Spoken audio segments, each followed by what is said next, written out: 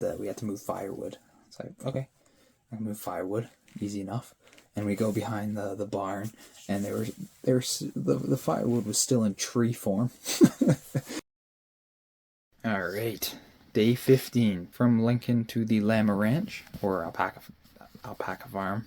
I'll explain what the Alpaca Farm is in a bit. The route started off pretty flat for a while, and then it got a little bit steeper and a little bit steeper.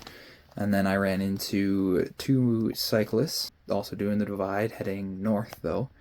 Martin and Katya, from somewhere where I don't remember.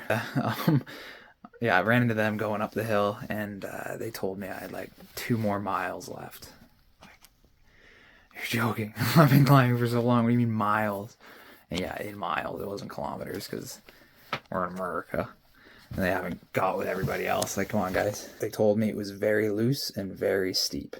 And that it was. It was, at the time I was doing it, the sun was out and it was 35 degrees. So I was roasting going up that hill. I got a black t-shirt on, and I stopped like 3 times in just shady spots. Like, I never had to put a foot down or anything. It was just to stop in shade, cool off a bit, and kept going, which I'd come to regret later on. After that climb, it was a long, smooth ride down to the Alpaca Farm. And the Alpaca Farm, basically just a bike packer utopia, where bike packers just get to frolic in the long grass and just chill for a couple days. And it is great here. I was welcomed by a fridge that had a sign on it that welcomed me to a beverage of my choice, which they had beer, so I grabbed the beer, and also a sandwich, pre-made sandwiches, which were also really good. The sign also told me to just go pick a cabin, and I had the whole place to myself at this point. The owners weren't there, so I had to go pick a cabin. So I went and kind of snooped all of them out, and I decided on this one. That's my front door. Stock you with drinking water.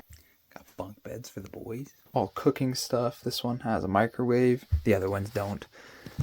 This used to be a full jar of M&Ms. I don't know what happened. I guess mice got in here or something. And then they also stock you up with food as well.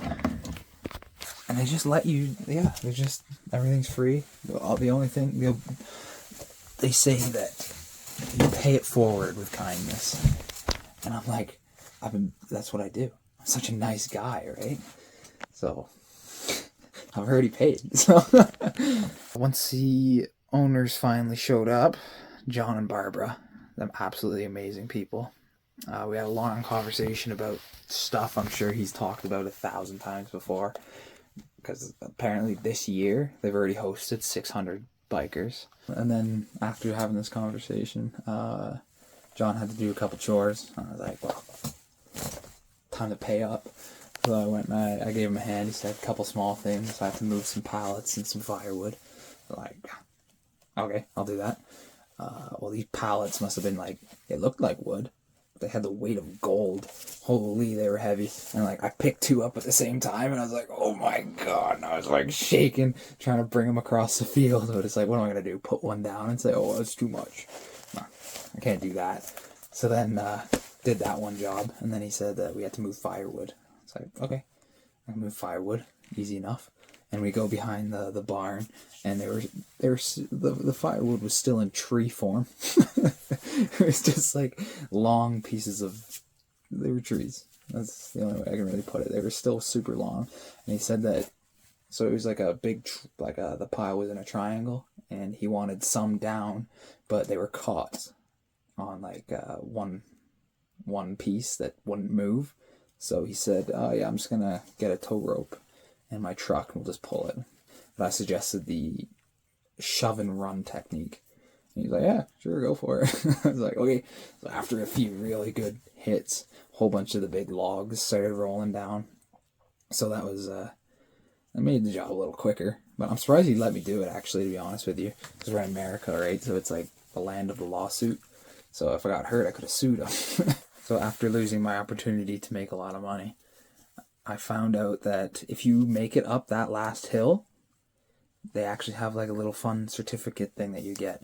So I'm a little upset because I didn't win something. So tomorrow I'm going to pack up, I'm going to go back, and then back up the hill to get that certificate. I'm not, but I want to, because I want to win. After that, there was a lady who was doing a section of it, the divide. Her name's PJ, Patty something or other. Really nice lady. We had a glass of wine, and yeah, went to bed. Separate beds, of course. Put that one in there. Yeah, it was a good day.